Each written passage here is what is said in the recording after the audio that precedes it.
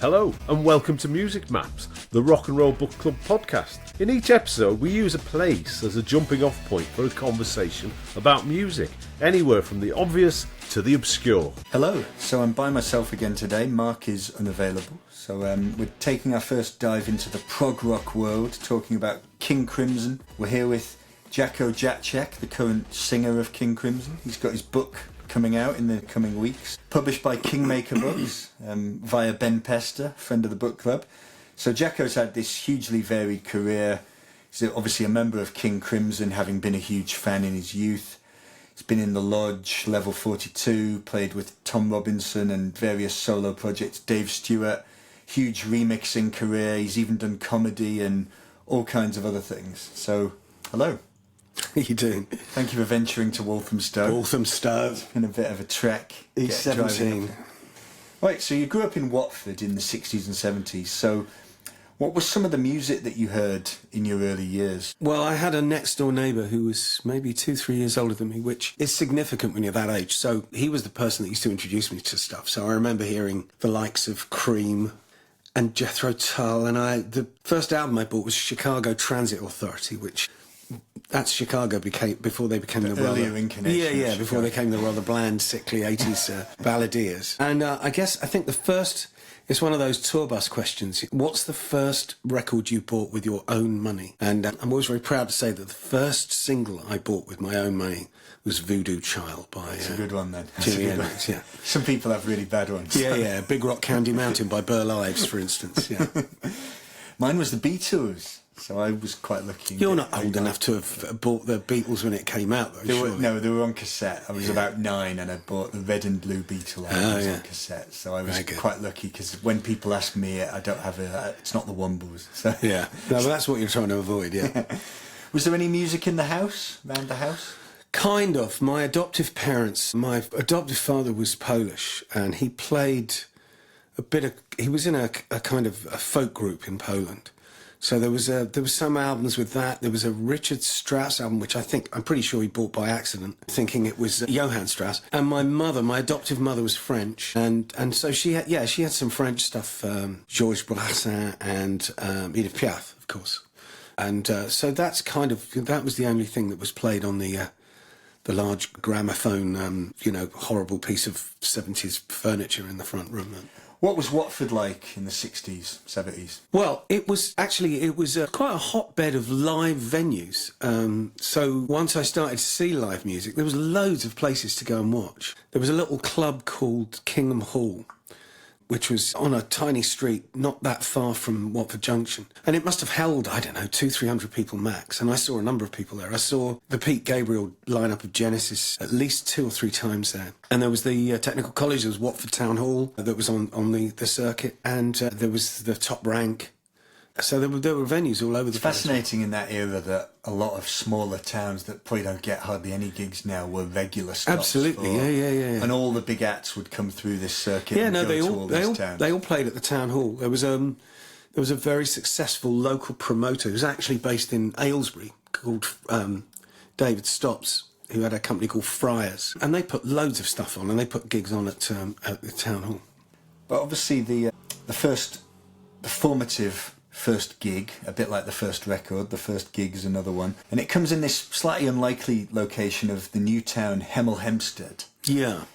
Who did you see at this first gig? The first live gig I ever saw was a kind of a double bill. It was Juicy Lucy and Stone the Crows with... the Pavilion in Hemel Hempstead. The Pavilion, yeah. It's kind of 60s designed theatre. And I know, it blew me away. I think Juicy Lucy had a hit single with a thing called Who Do You Love? And Stone the Crows featured a guitar player called Les Harvey, the brother of the sensational Alex. Was Maggie Bell in that? She was the lead singer, yeah, amazing. And obviously this first guitar is just something you just find lying around the house. As I say, my adoptive father had somehow salvaged his acoustic guitar, Lord knows how, because his story is extraordinary, having been conscripted into the German army and then captured by the French resistance, where he persuaded them that he was actually Polish and ended up in the Polish Free Army. So Lord knows how he managed to bring his acoustic guitar with him. But he couldn't play it anymore, really, because he had an accident in his father's carpentry workshop. and lost most of the index finger on his left hand. So it kind of lay around unplayed. I would occasionally pick it up and play it. When do you first hear King Crimson? Well, again, my next door neighbour having exposed me to all this music that had come out of, I guess, the kind of 60s blues scene, and was starting to become what became known as progressive. It wasn't called that at the time. It was just called underground, I think. Yeah. And he had bought a sampler, which back then meant a 12-inch vinyl LP with tracks from different bands, all on the same label. And it was an Island Records sampler called Nice Enough to Eat. And he played me this track by King Crimson called 21st Century Schizoid Band, and it completely freaked me out. Even as a kid at that age, I thought, well, this isn't like all that other music. This is coming from a different place. And I was besotted with it, really. And then I think a year after I heard that, we read that they were going to be playing in Watford. So, yeah, that was probably my third or fourth gig, I think. Did you go and buy the records?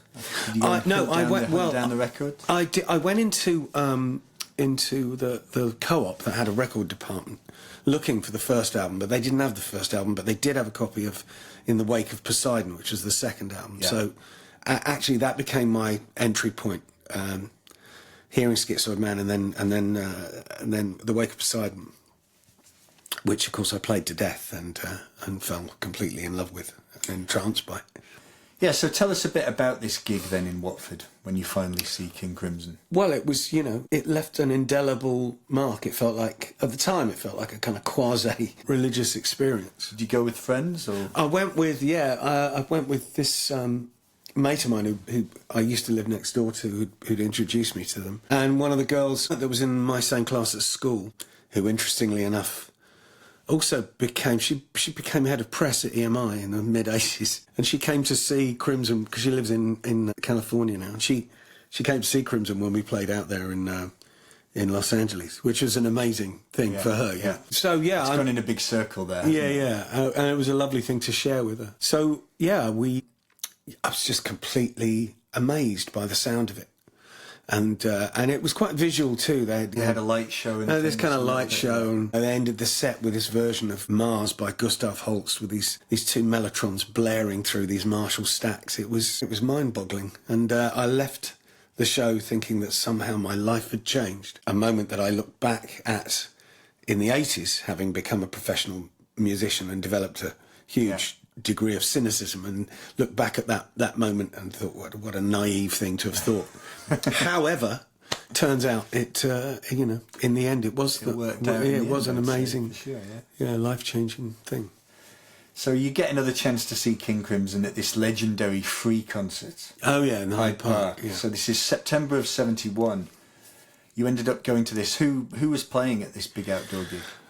Well, Jack Bruce was the headliner, and I think my friend Nick Harper's dad was playing as well, Roy Harper. Yeah, Roy Harper. But we were just there to see King Crimson, not John. It was Jack Bruce and Friends, I think it was the headliner. Were they on during the daytime? Yeah, it was definitely light when they came on, so it would have been late afternoon, I think. So you haven't got the visual element to this. No, and that was that convinced me how brilliant they were, because I didn't need that element. The music still sounded amazing. Robert at the side of the stage sat there like a kind of quasi-guru-like figure. Still had an air of mystery about him. And Mel Collins, the saxophone player, had the grooviest looking pair of trousers I've ever seen. So that made up for the lights. That makes up for the lights when you've got a good pair of trousers. Exactly. So how deep did your interest in the band go at this point in your teenage years? Well, I guess like any fanboy, it was desperately looking for any mention of them in any of the music checking press. the media every week. Yeah. Hoping for something. Melody Maker, Sounds, and NME, I think, were or occasionally Beat Instrumental, and hopefully hearing something on some of the late night Radio 1 shows like Sounds of the Seven. But they kind of didn't really play in England, so I started looking further afield and into other music. So were they largely touring in the US at that point? US, and then that they soon broke up that lineup. So there were various early bands. There's Soon After, 64 Spoons, Rapid Eye Movement, etc. Can you tell us a bit about some of these venues in these early days? I'm fascinated by old venues. Okay. That have gone. Well, I'm trying to think. I was 16 years old, and I had this band called Soon After. And we entered the Melody Maker at the time held an annual rock competition. Yeah. And we entered it, again, with a huge dollop of naivety. We'd done one gig, and I was such an arrogant pain in the arse. 3 of the band members, all of whom were considerably older than me and more experienced, all left. So it was just me and the guitar player. And I remember I was working part-time in a record shop, and they sent a relief manager in one week who wasn't that much older than me. He was a year older than me, and he was a proper musician. He was a trumpet player who played for the National Youth Jazz Orchestra. And I told him that we've got this heat for this competition, but we needed an extra member because we couldn't do it as a duo back then. You had to have a minimum of 3 members to justify being a group. So we entered it with the highly unlikely lineup of 2 screaming lead guitars and a trumpet. And much to my utter amazement, we won the first heat, much to the chagrin of the other local bands, that some of whom I knew, who were kind of, pretty slick semi-pro guys playing covers of Long Train Running by the Doobie Brothers. And then we won the second heat and the semi-final, and then we ended up at the final at the Roundhouse. And, I was, 2-3 weeks into my 17th year, and I just had my picture in Melody Maker. I thought, this is it, I made it, Played the Roundhouse, age 17. We did, yeah. Well, that's, that is a thing, yeah. And the semi-final was at Imperial College, which is quite a biggish venue, I seem to recall. One venue that came up, if you remember anything about it, the Rock Garden in Middlesbrough. Yes.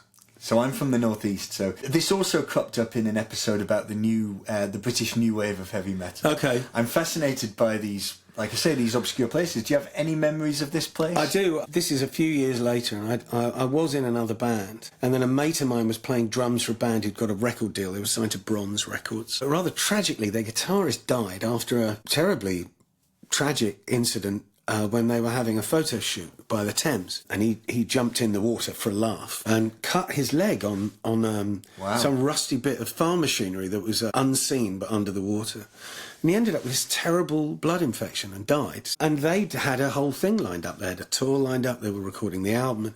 So I joined this band, and we went on tour. And one of the venues we played at was the Middlesbrough Rock Garden, which my memory tells me that, listen, I'm sure Middlesbrough was in the midst of some kind of redevelopment, and my memory of the scenario outside of the Rock Garden was like some kind of post-apocalyptic kind of rubbled nightmare. Apologies to anyone listening in Middlesbrough. No, well, yes, as I say, I'm sure it's lovely now, and that's what they were in the process of doing, but, and... it's also worth noting a big part of the inspiration for Blade Runner is from the ICI plant in Middlesbrough. Well, there you go. So there you go. Okay, so it has got that makes vibe. perfect sense. It has got a little bit of that vibe, for sure. I'm from Darlington, which is like a 15-minute drive. Yeah. It has got a little bit of that vibe about it. So.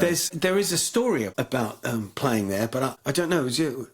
What kind of programme is this? It just says outside the main town in the middle of what looked like a post-apocalyptic wasteland. I think you've covered it. Well, I tell you what it was. We were, because this must have been 77, so we were in the midst of the whole punk explosion. And when we went to play there, I mean, we're kind of largely middle-class boys who are... It's a bit of an eye-opener going... Well, yeah, we don't actually... I didn't live in Watford at that point. I was living in Croxley Green, which is a little village, and most of the band were living in villages in Buckinghamshire, near Leighton Buzzard. So this was a bit of a shock, and I remember the promoter warning us. He said, look, there's 2 girls that turn up to every show, and he said, and they try and sleep with one of the band members because they see that as a kind of, a kind of mark of...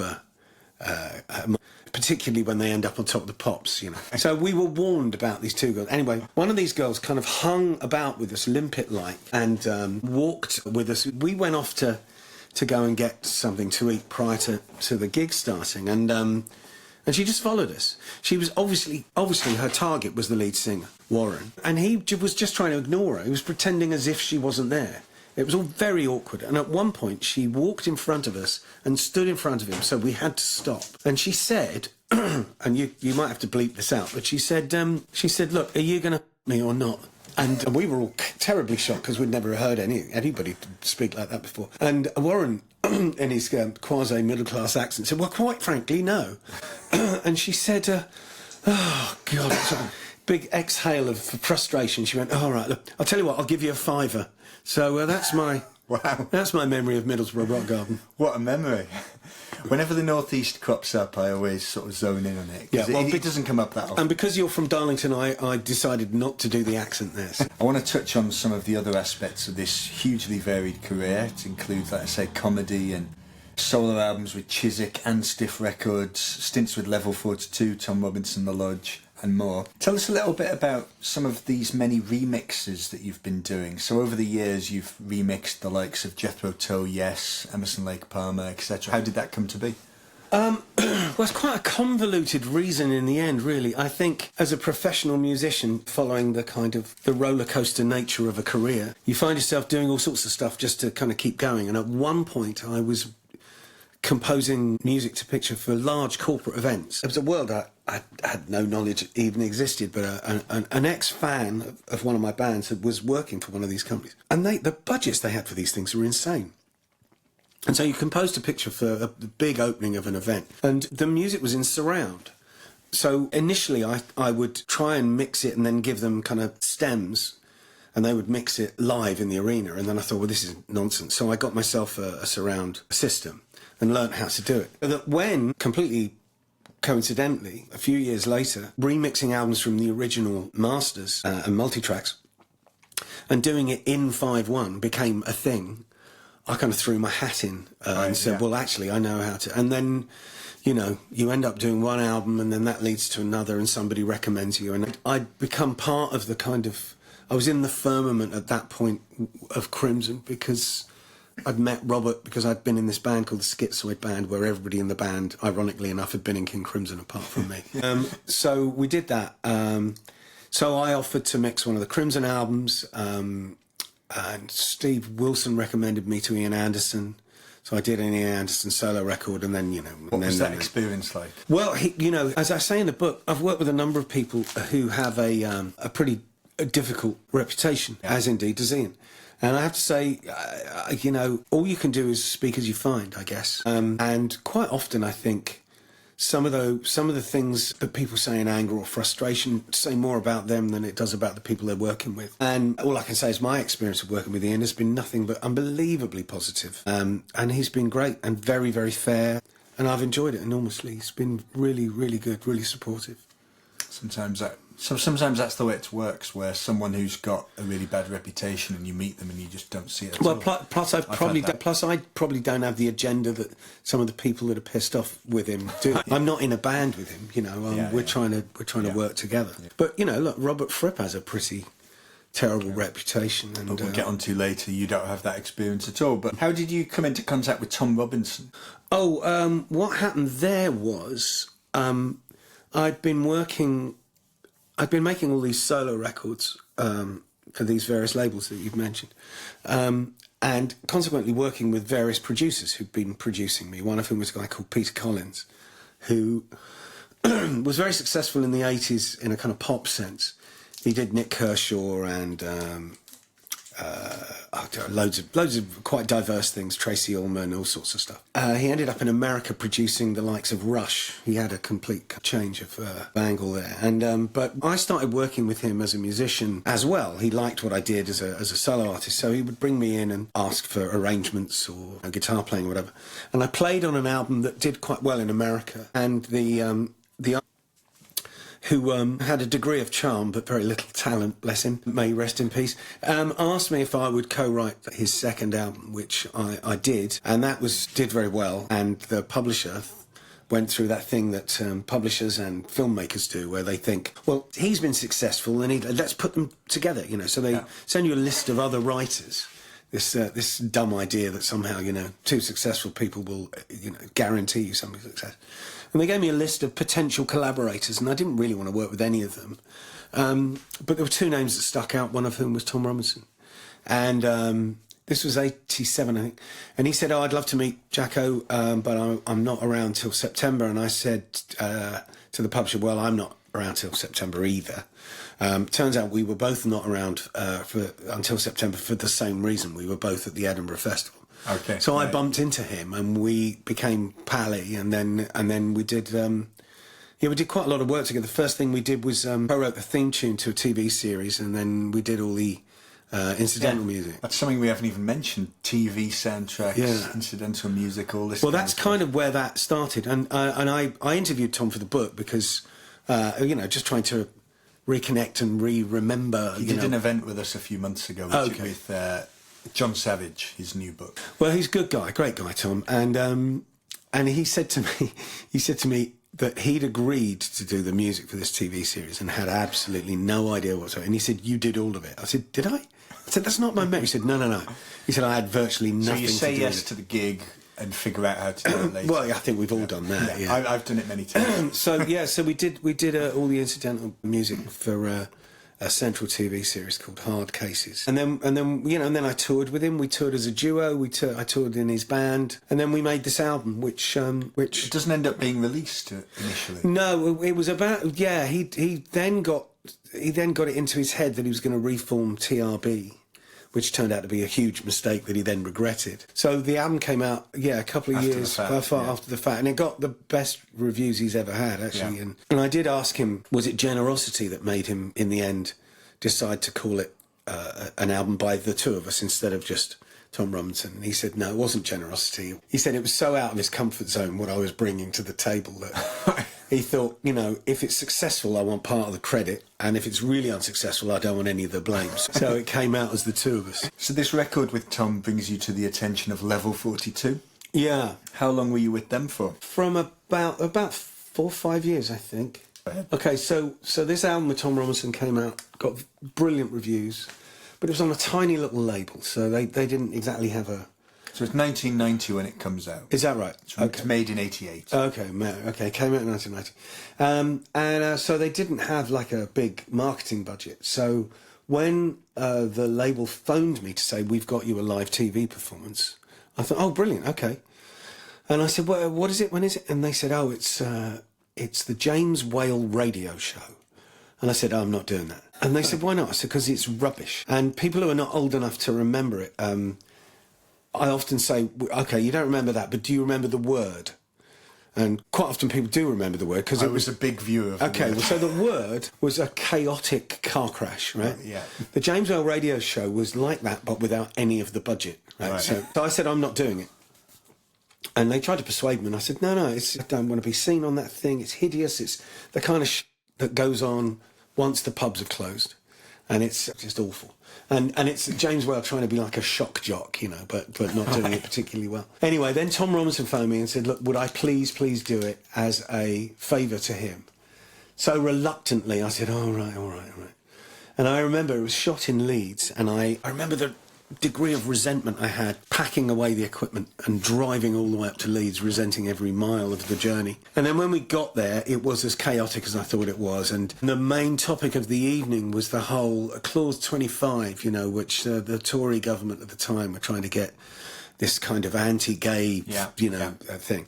And so Tom was there, Peter Tatchell was there, and this rather unpleasant Tory guy who was the director of some kind of family-type institute, who was really hideous. Anyway, we played this number where I sing and I play guitar and I do a solo in the middle. And then I remember them saying, oh, we've got your hotel, so you don't have to drive back. And I remember thinking, no, I'm going home. I don't want to have anything to do with it. So I drove home thinking what a waste of time that was, and really, really resenting having done it. A couple of months later, it was a cold February morning, and I heard the post go. So I came downstairs to find in the postbox a buff brown envelope from the Inland Revenue, which I opened, and it informed me that I had been referred to the bankruptcy division.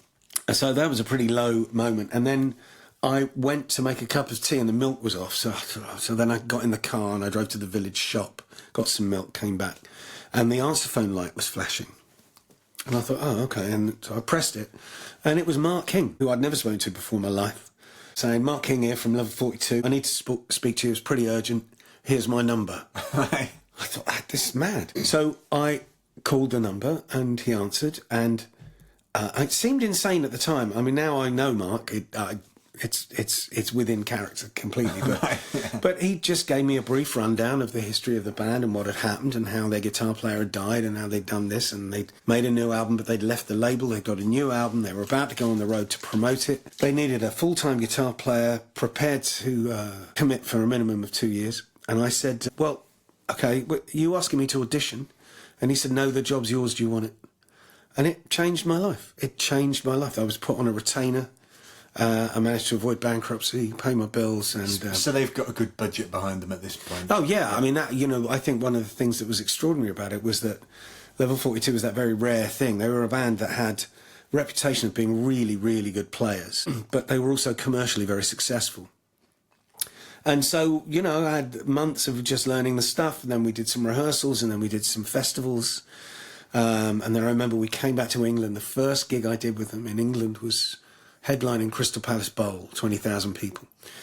And then we went on tour, and after a while, once I got a bit more comfortable with Mark, I said, Mark, how on earth did I get this job? I said, because every guitar player worth his salt wanted this job. Any kind of player wanted this job. And he said, well, two people I respect recommended you. And I said, who's that? And he said, Julian Mendelssohn, who's this quite famous engineer at the time. I'd done a lot of work with hhm. And he'd co-produced Level 42's previous record. And the other person that recommended me was Nick Kershaw. And I said, okay. And he said, so, your name was in my head, they'd recommended you, and I came in from the pub one evening and I turned the TV on, and you were playing with Tom Robinson. And I thought, that's the bloke. Blimey, he can sing a bit, he's a pretty good guitar player, he'll be the guy. And you just think, I so didn't want to do that. So if you hadn't driven to Leeds... exactly, and that's a real lesson, you never know. And you end up with them, I think, about 3 years in the end. So. 3-4 years, yeah. So it's in early 1994, speaking of sort of good stories, you incredibly briefly become a member of the Kinks. Yeah. So tell us this one. Well, it was in that period, I think, between Christmas and New Year. And it was a Sunday afternoon and my phone rang. And there was a guy claiming, at least, to be phoning from Conk Studios, which I knew was the Kinks studio. And he said, Jacko, I'm just phoning up to ask your availability. I said, yeah. Are you free the next week, 10 days? I went, possibly. Why? He said, well, Ray Davies has asked me to call you. And I said, what, Ray Davies out of the Kinks? He said, yeah. I said, why? He said, well, Dave Davies, his brother's not very well, and they've got some live stuff, including these radio broadcasts. And Ray doesn't want to cancel them, so he's asked me to call you to see if you could do it instead. And I said, are you sure he's asked for me? He said, yeah. I said, because I'm not really that kind of guitar player. It just seems a bit of an odd... No, definitely you, he's asked for. So I said, OK. So I then met... Because of the time of this is pre-internet, of course. So I then met him on the... met him at the service station on the M4. Heston Services. Heston Services, that's it. I was trying to remember. If anyone knows this. Yeah, so we met at Heston Services, and rather like two foreign spies, we exchanged. He gave me this cassette, and I went home and I made these notes of the music to learn. The next day I drove to Conk Studios, and as I went in, of course the band at the time, I'd seen the rhythm section a few times before because they'd been in a band called Argent, and I'd seen them, right? So that's Jim Argent, obviously. Yeah, it's Bob Henry and Jim Rodford, the bass player and the drummer. And we're running through the songs, and in the middle of one of them, Ray Davies walks in, straps on his Les Paul Jr. and starts playing, and I'm thinking, this is just so surreal. What a weird thing to happen. So we rehearse. I can't remember, it was a day or two. And then we go to Maida Vale Studios, and we're on Radio 1 live, lunchtime. Johnny Walker. Johnny's decided live music on Radio 1 never happens. Let's get the Kinks on. So we're in Maida Vale. Johnny Walker's at Broadcasting House, and they're communicating via the, whatever they're called, the tie line thing. And we play the opening number, and it goes to an interview. So it's Johnny Walker chatting to Ray Davies. And Johnny says, I understand Dave's not with you today. Is that right? And Ray says, yeah, no, he's not. He's not well. He's not well, so we've had to get somebody else in. And Johnny Walker said, who have you got in? And Ray went, it's and I thought, he doesn't know who I am. This bollocks about, it's definitely you. And then in the end, he went, it's my granddad. And I thought, what the... Anyway, we then I think we played something like All of the Day, All of the Night, All of the Day. And at the end of it is a very simple kind of bluesy pentatonic solo. But I was so angry and wound up. I pissed all over it and was flying around. And Johnny Walker, who, bless him, I'd met on 2 other occasions. In fact, I'd done a show with him on Radio 5 about adoption. And I think I'd also done something with him on Virgin Radio about a band I had called Dysrhythmia with this legendary double bass player called Danny Thompson. And anyway, so he kind of knew who I was. So when the song finished, he said, "Oh, it's Jakko on guitar there. Great solo there by Jakko." And then Ray went, yeah, that's right. Yeah, Jakko. Well done, Jakko." And desperately trying to make up for his faux pas. And then I could see the rest of the band looking at me daggers, thinking, "Well, hang on, we haven't had a mention at all." And now he's getting loads. So you end up getting mentioned individually. Exactly, yeah. So what I found out subsequently was that Dave Davis wasn't ill at all, but they famously hate each other's guts. Yes. And apparently at the time, Dave was living in LA. We've had Dave Davies here, and he still lives in the US now. Okay, well, he was living in LA. Won't go into the circumstances. And Ray thought, okay, well, what can I do to really piss my brother off? I know, I won't tell him about this. And instead, we'll get some other guitar player in. Who should we get? And on the coffee table at Conk Studios was an issue of Guitarist magazine, inside which was a 12-page feature about me in Level 42. And he went, "Let's get this guy." And someone said, "Why?" "Well, he's obviously a good player. He's in the middle of, there's a big feature about him in Guitarist. He plays for Level 42. They're all really good players. So let's get him, because I know for a fact Dave has this magazine sent to him in LA, and that'll piss him off even more." So the Top of the Pops appearance never happened? No, but it was meant to. Later on that year, I was in Japan with Level 42, and the front desk at the Hilton said, "Oh, this was a phone call for you from London. Can you call this number? It's important." And I phoned, and it was Conk, and they said, "We've been looking at your tour dates, and we see you fly back from Japan tomorrow." I went, "Yeah." "And then you don't play, and then you play in Portsmouth on Friday or Saturday or whatever it was. So you've got a day off there." I went, "Yeah. Would you be able to do Top of the Pops with the Kinks? They're doing an anniversary special." And I thought, well, yeah. How am I not going to do that? I remember as a kid watching them on Top of the Pops. But by the time I'd flown back to England, I was informed that somebody, a mole at the studio, had contacted Dave Davis, and he got on the next plane from LA and came out and did it instead. Almost got on Top of the Pops. Almost on Top of the Pops of the Kinks, yeah. Neil's heavy concept album is another thing that you become involved in. How does that happen? The TV person at the agency gets me a job acting in a terrible sitcom called Roll Over Beethoven that stars Lisa Goddard and Nigel Planer. Nigel Planer, fresh from his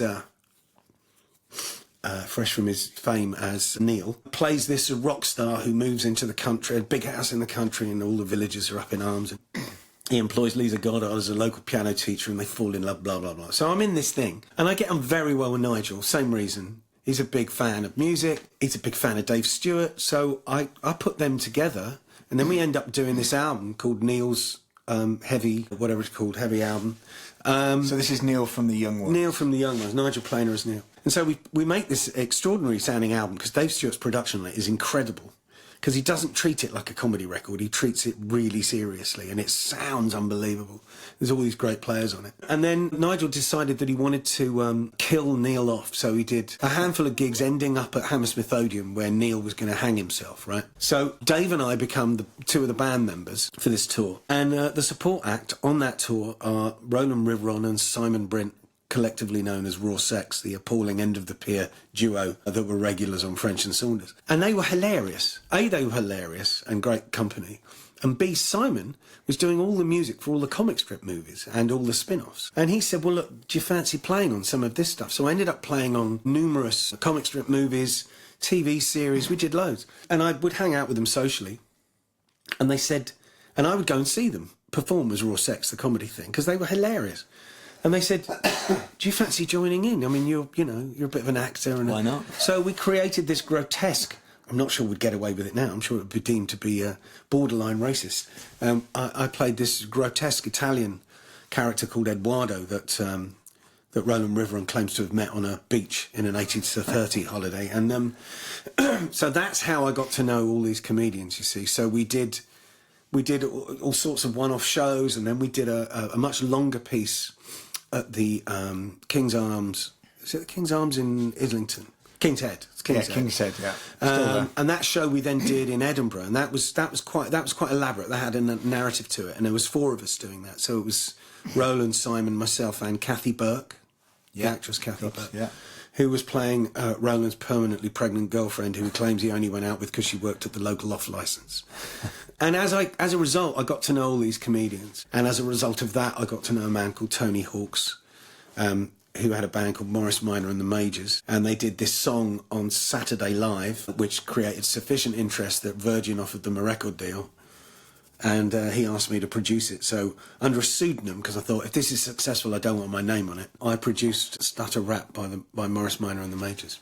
And then over the years, you've appeared with French and Saunders, in Birds of a Feather, Lenny Henry, and all this other stuff. So well, yeah, because they just became mates. And then, I mean, with Lenny, for instance, I got to know Lenny because we supported him. And as unlikely as it seems, we've actually got quite a lot in common, Len and I. I know that seems highly unlikely, but when we became really good mates, and so he was doing a TV series, and he said, "Do you want to do the music for it?" And I did a movie. I did a TV movie, and on each occasion, I kept trying to get a little acting bit, a little cameo, So I act in some of those things as well, including Birds of a Feather.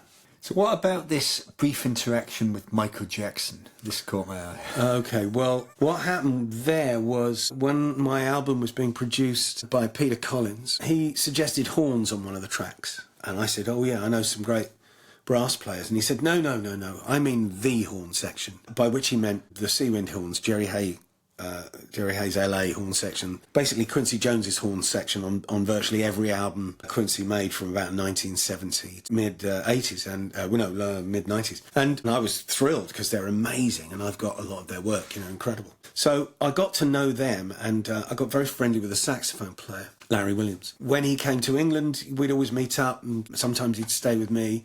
And when I went to LA, I would stay with him. And I'm staying with him in '87, and he said to me, we're doing a session with the guys at the weekend. They'd love to see you. Why don't you come down?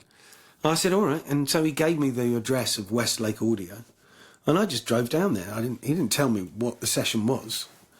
And most of these studios are incredibly faceless buildings, unless you know they're a studio. Yeah, they don't really advertise themselves. So, and when I got there was an inordinate amount of security, which, again, doesn't really happen in a studio normally. So they said, "Who are you?" And I said, "Oh, I'm a friend of Larry's." And so he came and got me, and we're walking down the corridor, and leaning against the corridor wall was Michael Jackson. I got introduced to him. And then I sat in the control room for the rest of the day watching them do the horn date for the album that became Bad. Moving forward to the early 2000s, so you end up in a band playing King Crimson material, but it's not actually King Crimson, but it's rather interestingly, the idea for it comes from Robert Fripp. So how does all this come about? Well, kind of. What happened was I mentioned earlier that there were 2 names on the list of potential songwriting collaborators, and the other one that wasn't Tom Robinson was Pete Sinfield. And Pete Sinfield had co-produced the first 4 King Crimson albums and had written all the lyrics. And he'd gone on to be a very successful pop lyricist and had worked with Celine Dion and Dinah Ross and Bucks Fizz, I can't remember, there's loads and loads of people. So he was on the list, and I thought, well, as a Crimson fan, I didn't care whether I wrote with him or not. I just thought it'd be cool to hang out with him and hear stories and anecdotes and stuff. And he was great company, was Peter, very great bon vivant, And then in '97, he phoned me up and said, look, King Crimson are putting out a box set of live recordings by the original band, and there's a launch event at the Intercontinental Hotel. Would you like to come as my guest? So I went there, and there was the original lineup. And Robert had suggested that he was prepared to maybe do a tour with the original lineup, maybe film it for a DVD or whatever. And it all fell to the ground, I think, largely because of Greg Lake and his manager. But this idea of former King Crimson members playing the older material, because the then current Crimson didn't touch anything. So the current incarnation of Crimson are not playing the... No, not playing any 60s, of the 70s. No, they're only playing stuff from the 80s, really. I think apart from 1 or 2 tracks. But so this idea, which Robert was kind of behind, but they needed a singer and a guitar player. And Pete Sinfield said, well, I know this guy who's a real fan, and I think can play Robert's parts and sing. So that's how I ended up doing that. And that was with Michael Giles, the original drummer, who at the time was also my father-in-law, and his brother Peter on bass, Ian MacDonald, who'd written the majority of their first album, I think, and Mel Collins, who was in the band when I saw them. And during rehearsals, I got a phone call one morning from a number I didn't recognise, and it was Robert Fripp, which freaked me out completely because I'd never spoken to him, and, you know, he'd been this kind of iconic hero of mine in my teens. And his opening question was, how are rehearsals going? And I said, well, if I'm honest, Robert, they've been 3 of the most unpleasant weeks of my life. He said, yes, I thought that might be the case. And he said, is it everybody or one person in particular? I said, one person in particular. And and he named an individual, and I said, yeah, that's the one. Right. And then Robert became a kind of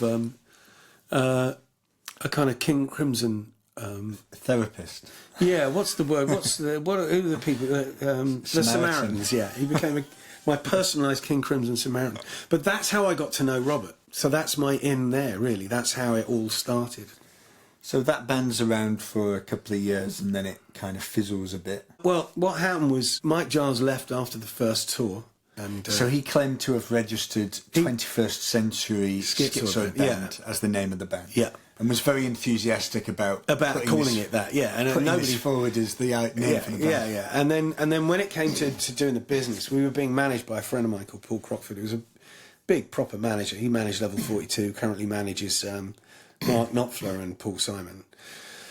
And so we'd put together a bank account and we'd formed a limited company so that, you know, and Mike voted against all of it and then tried to do a cease and desist thing. But he left the band and we replaced him with Ian Wallace, who'd been the drummer in Crimson when I first saw them in 71. And it was a completely different kettle of fish because Ian had continued to be a professional player at quite a high level. You know, he was the drummer. Well, he used to proudly claim that he was the only musician Bob Dylan had fired twice. So he'd been in Bob Dylan's band. What a claim! He'd been in Bob Dylan's band twice, and he was Don Henley's drummer when Don Henley went on tour, and he was up front. Yeah, and he'd done lots of stuff, and was a great guy, really a very nice man. He sadly died of cancer, and I helped put on a memorial event for his partner, and that's kind of what happened next. Really, Robert spoke at the event, and I sang a King Crimson song called Islands, which was the title track of the album that Ian had played on. And that kind of bonded me with Robert further, and so that led to us making this album together, and then eventually... The Schizoid Band are around for a little bit, tour all across the world, really, Europe, Japan, Russia, everywhere. Yeah. And then final show at the Astoria in London, October of 2003. And we move forward to 2011, and as we just said, you end up making this Scarcity of Miracles album. So this is Mel Collins, who was previously in the band, plus Robert Fripp and yourself. I'm trying to remember the chronology. Robert had played on my solo record, Bruce Romantic Glee Club, and then there was Ian's funeral, and he invited me up to his house, and we had lunch, and we talked about all sorts of stuff, and I kind of got the vibe that something might happen, but it didn't. And he did another tour with Crimson. He asked Gavin, my friend Gavin, to be in the band, and then the following year, he asked me, did I fancy going down to the studio and improvising with him? And I thought, okay. So I went down there, and he had this huge rack. He's got this amazing thing called the Solar Voyager. It's an incredible rack and about half a dozen volume pedals. I mean, it confuses the crap out of me. But it's the thing where he does this whole soundscape thing. And we spent a day just improvising together. And at the end of the day, as I was leaving, he came to the door to say goodbye, and he handed me a box. I said, what's this? He said, it's a hard drive with what we've done today on it. And I said, okay, what do you want me to do with it? He said, I'm sure you'll think of something. And so I thought, okay. And I took it home and started listening back to it. And then I started adding stuff, vocals and guitars. And it eventually turned into an album. And then he said, well, let's get Mel in. So Mel came in and soloed. And we went through it all and chopped bits up and edited it. And I played bass, and I programmed some fake drums. And then we decided to replace that with real guys. So we replaced it with Gavin, and the bass was Tony Levin. So that eventually became the basis for the next lineup of King Crimson. But yes. But this... so these are all people who end up in the next incarnation of King Crimson. Yeah. What about when Robert asked you if you were aware of Kanye West. Well, this must have been, I don't know if that was in the middle of making that album or Robert became a frequent visitor to my house. I've got a studio in a separate building. He became a frequent visitor because he's moved now, but I used to live about a 5-minute drive from Stephen Wilson. So Stephen was mixing the Crimson back catalogue. So Robert would come on these jaunts and spend a day or two at Stephen's and then come to mine. And we were either doing, can't remember now, we were either doing Scarcity Miracles or he was just coming over and he was saying, I've got these new things, so he'd teach me a thing and we'd learn these 2 guitar part things and we'd record them. Or I was mixing one of the Crimson albums. But he came in one day and he said, Jacko, are you aware of an individual called Kanye West? And I said, yeah, of course I am. Yeah, why? And he said, well, it would appear that Mr. West has sampled a bar from the first King Crimson album without asking permission. He said, and I went on YouTube last night and it's already had 4 million views. I went, blimey. So each time Robert arrived, one of the opening questions, apart from would you like a cup of tea, was, what's happening with the Kanye West thing? And I remember he came in, he said, you know, the people from Mr. West's management seem to think that if they offer me $250,000, I'll go away. Is that right? There's some people you don't want to f*** with, and Robert's definitely one of them. And so eventually he said to me, he came in one morning and I said, is there any further news with regards to... He said, yes, I think the only way to solve this is artist to artist. I went, right, what does that mean? I've booked a call this evening at my hotel. He was staying at this crummy little hotel up the road from me. And I said, what, you're going to talk to Kanye? He said, yes. And I actually did say to him, you couldn't record that, could you? Because I'd love to hear that conversation. Can you imagine? Hello, Mr. West. Yo, motherfucker. You know, So what was the resolution? The resolution was he came up with a deal, which they agreed to, and I think they asked Robert to sign it. And this may not be true, but as I understand it, Robert then pointed out that there were 2 other samples on this record, and were they being offered the same deal? So, you know, when it comes to business, Robert's unbelievably equitable and fair. He's amazing. So, yeah, that's the Kanye West story. And they've recently, you know, there'd been some shenanigans of late, or the past few years, there've been some shenanigans with payments. And so 4 years ago, King Crimson took Kanye to court and sued him for $40 million. As I understand it, the legal department operating on Kanye's behalf kept asking for things that they knew were just kicking it into the long grass, and that they knew would cost an individual, like a small company like King Crimson, a fortune, expecting them to eventually say, we can't afford to keep doing this. But they did, because Robert's Robert. And eventually they had to settle on a court date, which was earlier on this year. And I am told that the morning of the court case starting, I think they settled at about 10 in the morning for an undisclosed amount that we're not allowed to know. So Robert is a tenacious businessman. He really is, yeah. But you always found, you know, there's the kind of conceived narrative that he can be a tricky, difficult kind of person, but you just have never had that experience. Well, you know, when I first joined the band, he was unbelievably supportive and generous, you know, to the point where I remember I did an interview with Classic Rock magazine about forthcoming tour. And then months later, we'd started rehearsing, and the week that the magazine came out, Robert said to me one afternoon, Jack, can I have a word with you at the end of rehearsal? And I thought, Christ, I'm in trouble now, you know. And he took me to one side when rehearsal ended, and he said, I've just seen your interview in Classic Rock. I said, yeah. He said, in the future, could you stop saying nice things about me? It's ruining my reputation. So. There you go. So this proposed new band, playing early King Crimson material, doesn't really come to pass in the end, but what does emerge is this new lineup of King Crimson itself, which is announced by Robert Fripp, September of 2013. How did you find out that you were a part of this new incarnation? He phoned me in September 2013 and said, I've had a point of seeing. I went, yeah. He said, I was with my wife, we were out to dinner, and I suddenly saw the new King Crimson lineup in my head. So I've decided to reform King Crimson. Would you like to be the lead singer and second guitarist? To which I immediately said yes. Because why wouldn't I? And the first thing I did was phone up Gavin. He said, yeah, I know, he phoned me first and said that if I said no, he wasn't going to call anyone else. So Typical Gavin trying to get the one up and shit there. And the next person I called was Nick Beggs, who I don't know if you know, bass player. And he said that's the longest audition in rock history. But you get in the end. So I do. Good. So the rehearsals take place at Elstree. Yeah. First gig is at The Egg in Albany, New York, September of 2014. So you've got a year here to prepare for this. From the original announcement. But your mate Chris from Watford, who'd first played you, King Crimson, is there in the audience. Yeah, his mum had recently died, and so he'd inherited some money, which he decided to piss away by flying out and watching the first 5 gigs of his childhood pal playing the very music that he'd introduced me to all those years earlier. It's quite romantic, really. Yeah, fantastic. I love that story.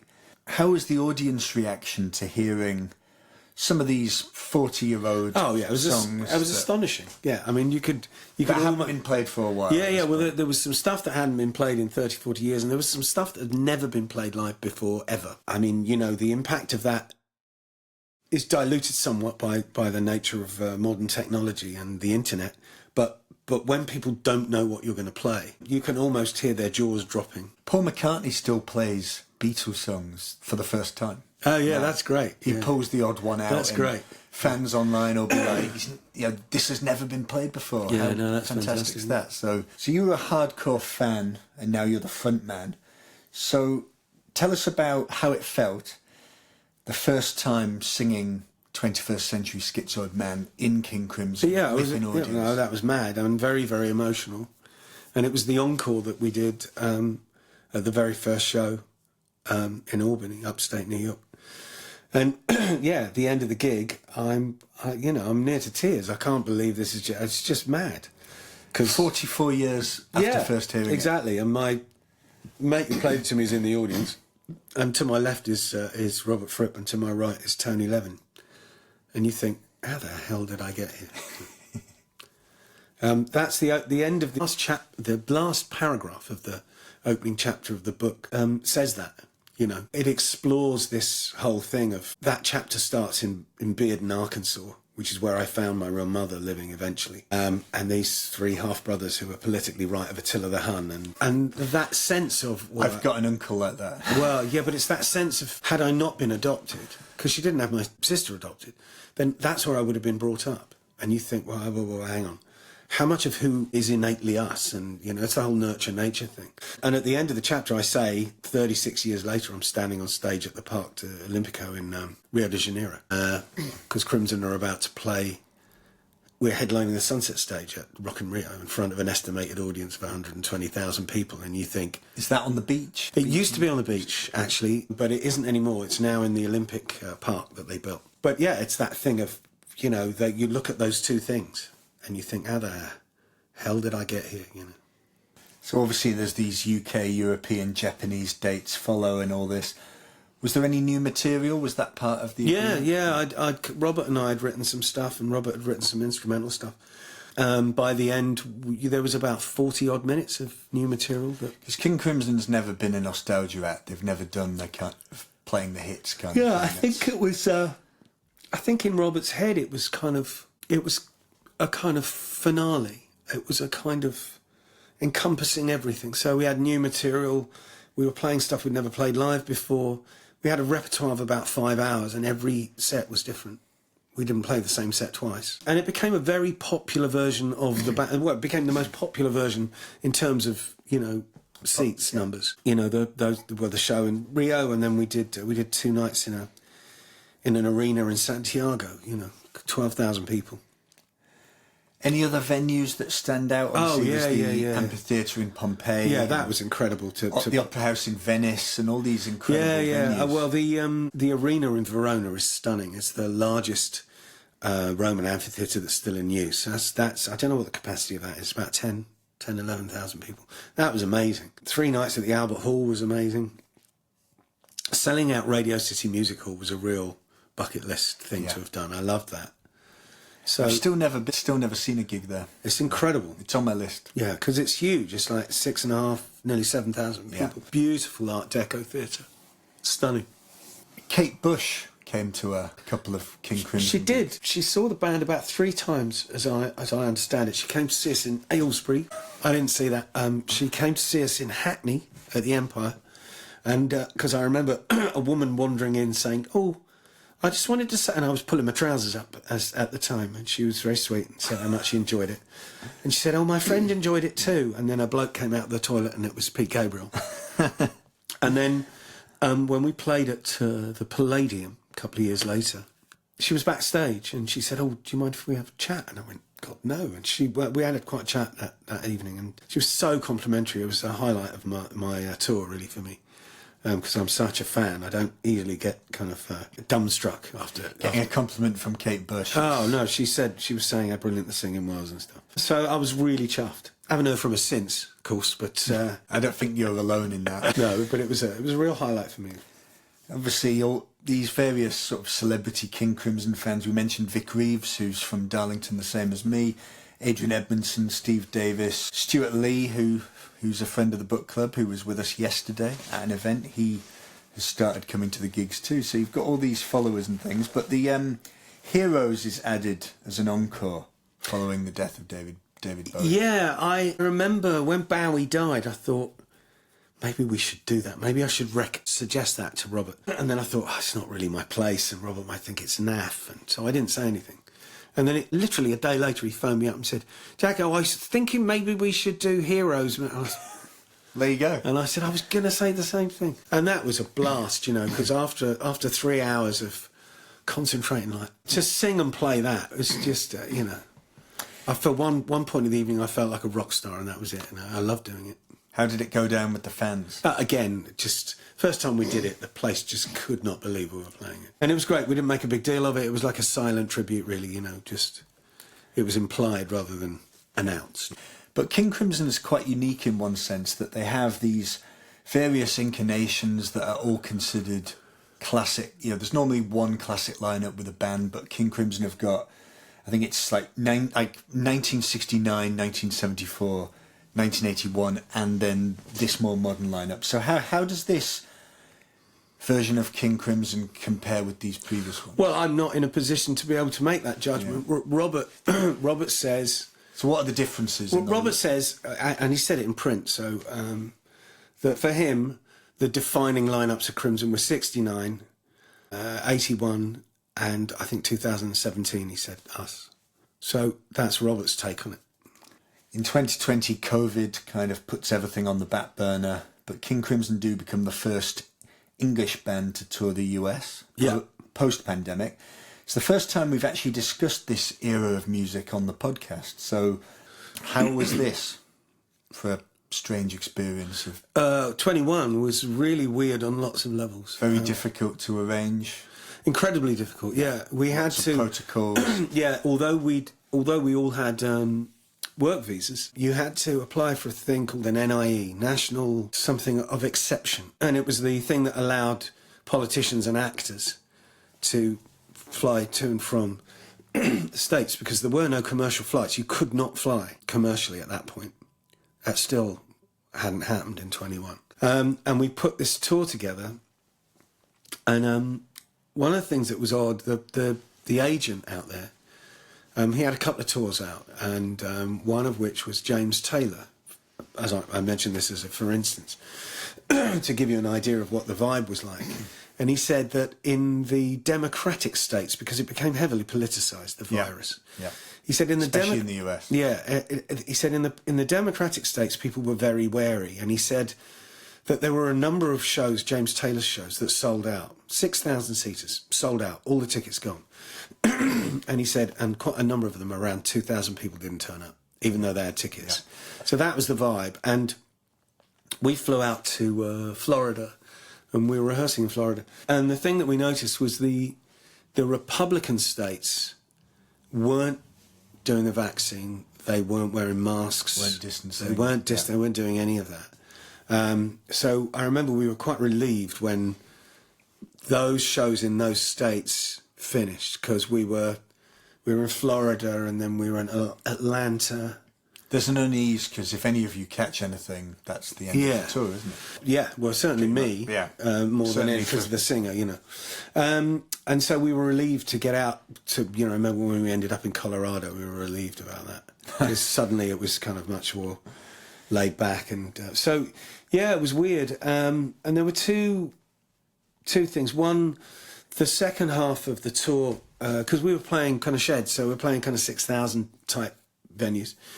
Open air, outside mostly, and the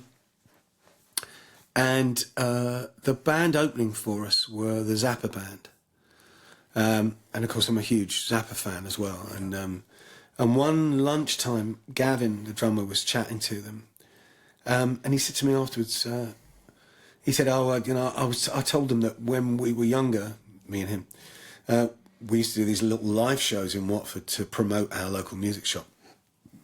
And we used to do a couple of Zappa tunes. And they said, which ones? And we told them, and they said, oh, we still do, that's in our repertoire. Why don't you guys guest with us? And we did, and it was amazing. What an amazing thing to be able to do.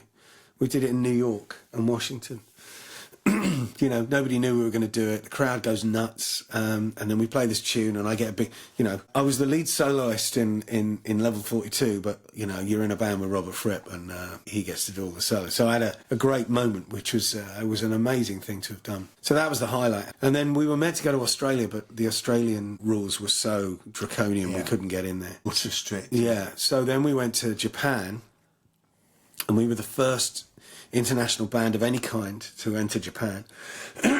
and that was full of unbelievable amounts of admin and form filling and retesting, and it was a nightmare. Because wasn't their infection rate ultra low? Yeah, compared to when we first got there, well, we had to quarantine in our hotel rooms, so we weren't allowed outside of our hotel rooms for about 10 days. Yeah, which is really surreal thing to. I mean, I know it, on the one hand it feels like a prison, but I'm mindful of the fact that we were at the Ritz-Carlton in Tokyo, so it's not exactly like a... But it was still very weird. Still very strange. Very strange. But yes, when we landed in Japan... Well, in fact, when we left England, the daily infection rate was between 40 and 50,000 people. And when we landed in Japan, a country with a population twice that of England, about 125 million, their infection rate was between 40 and 50 people a day. Throughout the whole country. Yeah, but then they've got a compliant nation that do what they're told and don't complain and don't, you know. Yeah. So the final gig takes place at the Orchard Hall in Tokyo, 8th of December 2021. So this lineup was described by Robert Fripp as the final incarnation of King Crimson. So is it just archival stuff and things from now on? Well, A, who knows? B, what I will say is that we have been recording studio versions of the newer material. Oh, right. So there could be a little something. Well, you know, who knows whether that will ever see the light of day, and if it does, in what form. I don't know if it'll be an album or not, or whether it's even released. But might just be on one of Robert's hard drives. Who knows? But we're doing it anyway. By the time you hear this, the book will be out, so you can get it wherever you like. So read all about King Crimson and all this incredible amount of other stuff, some of which we've touched on, some of which we haven't even mentioned. So thank you for coming to Walthamstow. Appreciate having you here. Yeah, let's hope I can find my way back. You're about 30 seconds from the North Circular, so I think you'll be That's all we need. I think you'll manage. Fantastic. Right, well, Mark, you missed this episode in the flesh, unfortunately, but that doesn't mean that you get to escape doing the true or false that is now a weekly ritual. So, true or not, you decide. So we mentioned on the episode that Jakko has appeared on TV and made some TV scores and soundtracks over the years. Did he work on the soundtrack and library music for ITV drama London's Burning? No. True? Is it true? Yeah, it's true, yeah. I thought it may have been before his time. When was that? Like early 80s? Early 90s, late 80s, early 90s. And he appeared on various comedy series. Which of these did he not appear on? One of these is false. Birds of a Feather, French and Saunders, and The Young Ones. Young Ones. Yeah, that's true. No, he did not appear on. He would have been 12 or something, surely. No. I think he would have been the correct age, but it didn't happen. So moving on to King Crimson. True or false? King Crimson is an inductee of the Rock and Roll Hall of Fame. It's so weird, the Rock and Roll Hall of Fame, because there are loads of people who you think, oh, they're in it, and then they're not. Have they embraced prog in the Hall of Fame or not? I'm tempted to say false on this one. They're not in it. They're not in it. Oh, it's incredible. Thought they probably would have made it by now. And yet not surprising. As I say, the Rock and Roll Hall of Fame, Yeah, immune they to don't the like charms the- of some people. Sort of, the more specific genres, sometimes they completely ignore them.